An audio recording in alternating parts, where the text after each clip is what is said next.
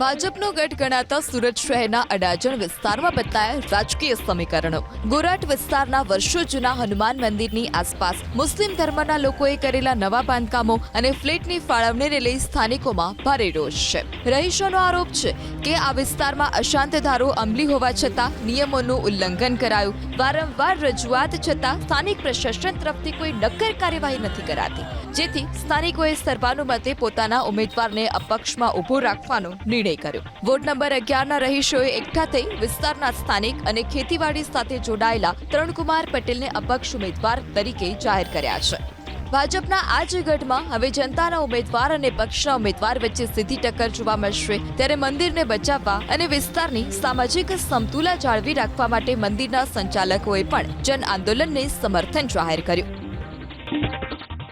ભાજપનો ગઢ ગણાતા સુરત શહેરના અડાજણ વિસ્તારમાં બતાયા રાજકીય સમીકરણો। ગોરાટ વિસ્તારના વર્ષો જૂના હનુમાન મંદિરની આસપાસ મુસ્લિમ ધર્મના લોકોએ કરેલા નવા બાંધકામો અને ફ્લેટની ફાળવણીને લઈ સ્થાનિકોમાં ભારે રોષ છે।